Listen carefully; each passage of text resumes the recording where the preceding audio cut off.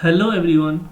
In today's video, we are going to discuss the most exciting journey in the field of biology. It is the journey of discovery of the genetic material.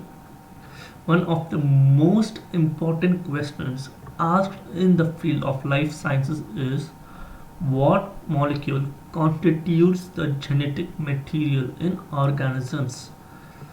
So, for the next few minutes, we would be discussing a major experiment that led to the discovery of the genetic material.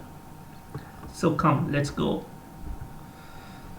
Around 1800s, Mendel showed that traits are passed on from parents to offspring. So, by traits, we mean certain features such as hair color, eye color, or size of seed, shape of flower, etc. These are just physical features. Such traits are passed on from parents to offspring by the transmission of genetic material. It is this genetic material that specifies the traits. So whether the flower color is red or pink or purple or white is decided by the genetic material, and this genetic material is inherited from both the parents. And work of additional scientists such as Boveri Sutton and Thomas Hunt Morgan established that the genetic material was most likely carried in the chromosomes. So these scientists, through microscope studies, they had already found that the chromosomes were found inside nucleus of the cells, and they established that the genetic material was actually present inside these chromosomes. Now scientists speculated that either protein or DNA could constitute the genetic material. This is because it was already found that the chromosome had two components. One is protein and the other is DNA. So they wanted to find out which one of these molecules, protein or DNA, constituted the genetic material, or is it some other biomolecule. So many experiments were conducted for over hundreds of years, and finally in 1900s, just note, Mendel did his studies in 1800s, and in 1900s, after a century, DNA was proven to be the genetic material. So we will be discussing the most important experiment that led to the discovery of the genetic material.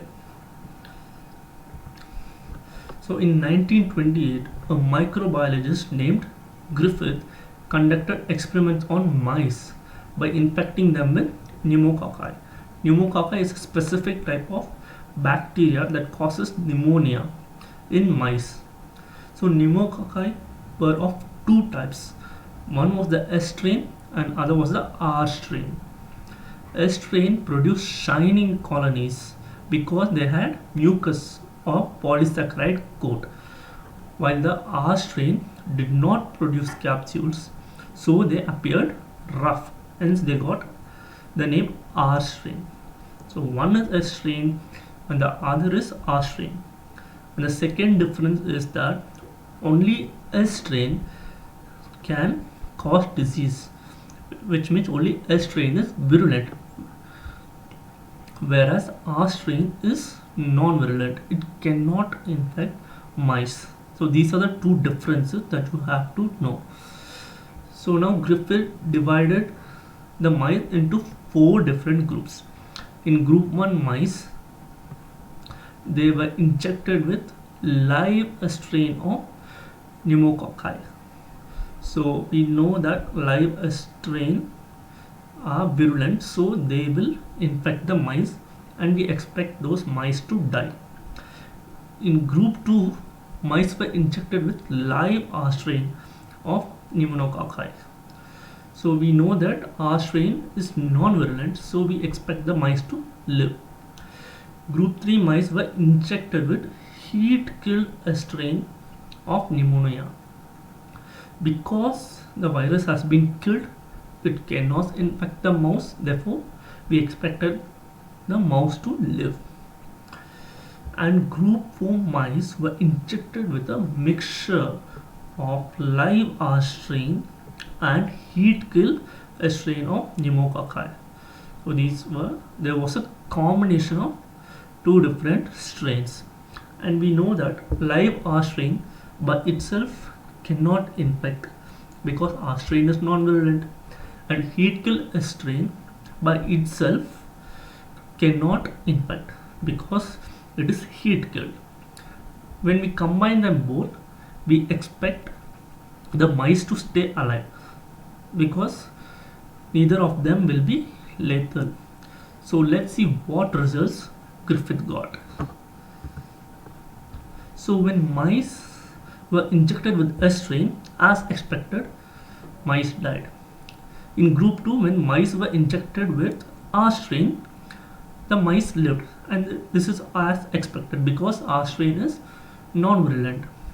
And when injected with heat kill S strain, again the mice lived because they are not capable of causing the disease. Now in group 4, combination of rough strain and heat killed smooth strain was injected into the mice, and surprisingly the mouse died. We expected them to stay alive, but the mice died. And when Griffith analyzed the blood sample of the dead mice, he was shocked to see living S strain bacteria.